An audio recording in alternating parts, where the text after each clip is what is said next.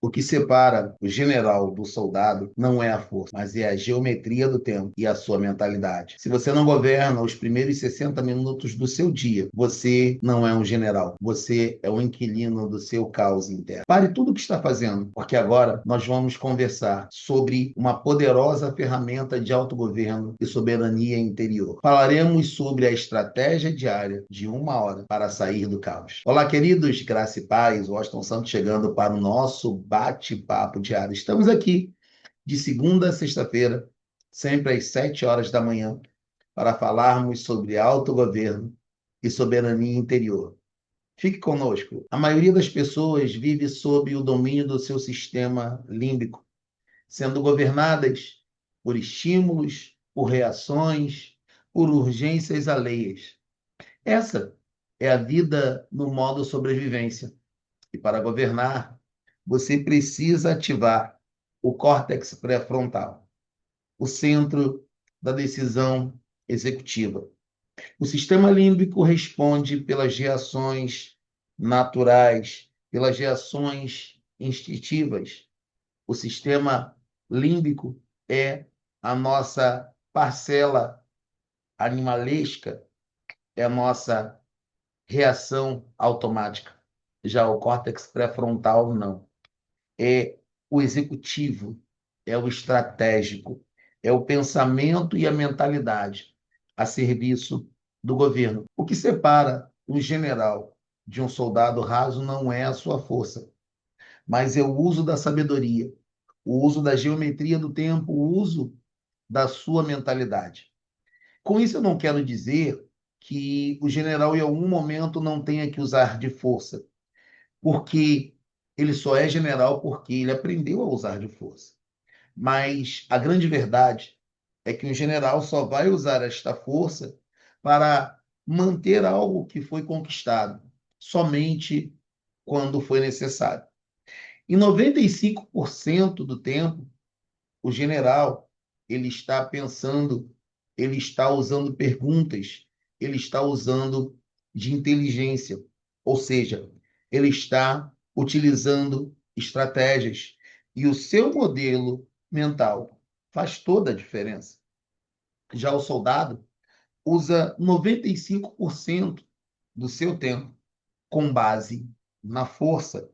O que eu estou querendo dizer aqui para você? Isso nos fala sobre os 3 níveis de uma organização: o nível operacional, o nível tático e o nível estratégico. O general é alguém que lida bem com todos esses 3 níveis, mas a maior parte do seu tempo ele está com o pensamento no nível estratégico. O nível operacional é como se fosse o chão de fábrica, onde as coisas verdadeiramente acontecem, onde a ação é desenrolada. O nível tático, quando você tem um outro nível de liderança sobre o operacional, é o nível da organização, é o nível da alocação dos recursos, é o nível das movimentações do grupo. E o nível estratégico é o nível do pensamento, é o nível que dá toda a configuração de uma empresa ou de uma organização para que ela caminhe dentro daquilo que foi estabelecido no nível estratégico. Então, você pode pensar em qualquer um dos níveis e usar a estrutura de pensamento de outro nível. Isso pode ser bom ou ruim. Por quê? Porque, normalmente, o general que está no nível estratégico, ele não vai passar a maior parte do seu tempo pensando lá no nível operacional. Quando você entende ou encontra alguém no nível operacional, pensando no nível tático ou no nível estratégico, é importante, é de fundamental importância que você passe a olhar esta pessoa com outros olhos e invista. Opa, cadê? Aqui. Invista nesta pessoa. Investir na pessoa que está no nível operacional, mas pensa como um estratégico, é você trabalhar na continuidade da empresa, do negócio, da organização. Porque raros são aqueles que estão no nível operacional e pensam no estratégico. Fala-se muito por aí sobre a questão de pensar com a cabeça de dono. Quem pensa com a cabeça de dono é dono. Quem pensa com a cabeça de dono mais cedo ou mais tarde se tornará dono. Se você encontrar alguém do seu operacional pensando como estratégico, invista. É alguém que vale a pena ter por perto. É alguém que vai garantir a subsistência da empresa. Então, se você tem essas pessoas, maravilhoso. Agora, quando você tem um estratégico que pensa apenas como um operacional, você pode ter um problema porque você estará desperdiçando um ativo valioso e você perde competitividade, você perde inovação, você perde receita, você perde fatia de mercado, você perde equity e tantas outras coisas. Então, você estar em um nível e pensar como outro nível pode ser bom ou ser ruim. Entenda que tudo isso demanda planejamento. E planejamento não é uma prisão. Planejamento é o decreto de libertação da sua mediocridade. A mediocridade é uma prisão. Há pessoas que estão presas em sua mediocridade. Alguns pensam que mediocridade, ser chamado de medíocre, é uma ofensa. Não, mas não é. O medíocre é aquele que é a média de todas as demais pessoas, ou seja, ele faz aquilo que se espera dele. Como disse Jesus, bem-aventurado aquele servo que faz mais do que se espera dele. O medíocre é aquela pessoa que entrega o que se espera. E deixa eu dizer uma coisa para você. Isso tanto não é um xingamento que a empresa precisa dos funcionários medianos, porque senão ninguém vai entregar. Se todos fossem estratégicos, onde estaria o tático e onde estaria o operacional? Ser medíocre, se é o que você quer ser, pode não ser uma ofensa. Será uma ofensa se você tem bagagem, se você tem nível de pensamento, se você tem talento para estar no estratégico, continuar pensando como operacional sendo alguém medíocre. E mais uma coisa, ser operacional não significa que essa pessoa é medíocre, essa pessoa é mediana, essa pessoa é média. Por isso que anteriormente eu falei que se você encontrar alguém no nível operacional que pensa como alguém que está no estratégico, invista nessa pessoa. Por quê? Porque essa pessoa tem um grande e brilhante futuro pela frente. Mas se você, essa pessoa, não se deixe aprisionar pela prisão chamada mediocridade. Estude, trabalhe, pense, invista e cresça como alguém que está com o pensamento lá na frente no estratégico. Essas pessoas são raras e, quando são encontradas, precisam realmente e de fato ser observadas e trabalhadas. Marco Aurélio dizia que a arte de viver assemelha-se mais à luta do que à dança. Todos os dias precisamos lutar. Quando eu falo para você sobre a estratégia diária de 1 hora por dia para sair do caos, eu estou falando sobre governo, sobre soberania interior. Por quê? Uma coisa que todos precisamos fazer é criar tempo. E a maneira mais simples, talvez uma das únicas, de criar tempo para investir no seu governo, no seu império, na sua soberania, é acordar mais cedo. Porque todos têm as mesmas 24 horas no dia. Uma outra maneira, comprar tempo, é pagar a pessoas para fazer trabalhos que você pode delegar. Então, 1 hora por dia de intenção pura é o que separa o homem comum do mentor de si mesmo. Eu não estou falando de mudar tudo de 1 hora para outra. Eu estou falando de uma arquitetura de constância. Você precisa definitivamente investir em você mesmo. Investir 1 hora por dia em você vai te dar uma vantagem em relação à maioria das pessoas que elas ainda não entenderam e não viram. Olhe para Neemias. Ele não reconstruiu os muros de Jerusalém por um estalar de dedos. Ele investiu tempo em oração, ele investiu tempo em estratégia, ele investiu tempo em obter as licenças do seu imperador. Ele investiu. Ele organizou as famílias quando chegou em Jerusalém, tijolo por tijolo, enfrentando a oposição daqueles que não desejavam a reconstrução dos muros. Então, se você não mira na tua primeira hora da manhã, se você não mira em planejar o seu dia, qualquer naufrágio vai servir como destino para você.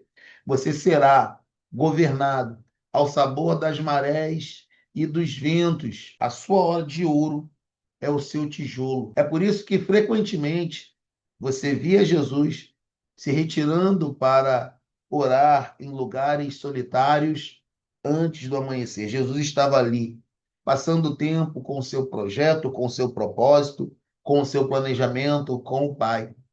Agora veja, se o mestre precisava de solitude para alinhar o seu reino, por que você acha que governar sua empresa, sua família ou você mesmo pode ser uma coisa desleixada, descuidada e barulhenta?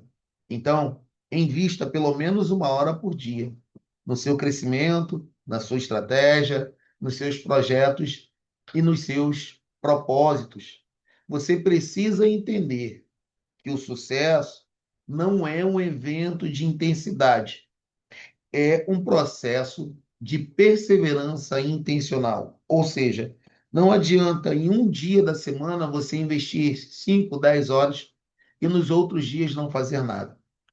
É melhor você perseverantemente e ao longo de um bom tempo investir uma hora no seu projeto e no seu império. O filósofo foi cirúrgico quando disse que nós somos o que fazemos repetidamente.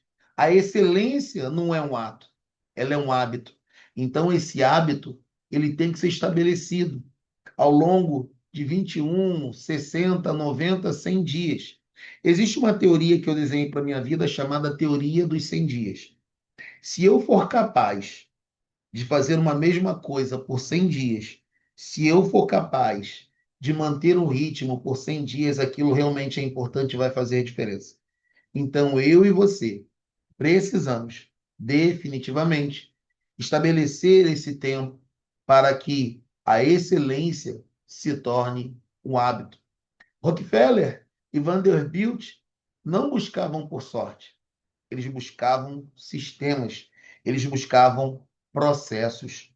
Veja, quando você estuda por 20 minutos todos os dias, você não está apenas lendo, você está realizando uma mielinização. O que é mielinização? A mielinização é a junção dos seus neurônios que fortalecem essa sua nova identidade.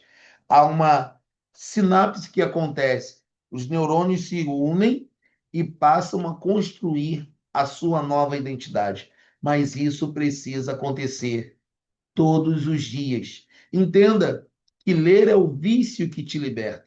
Enquanto alguns rolam feed, os soberanos estão devorando as mentes mais brilhantes da humanidade por meio da leitura dos seus livros. Porque um livro, ele não é apenas um artefato, não é apenas uma junção de palavras, frases, parágrafos ou capítulos, não.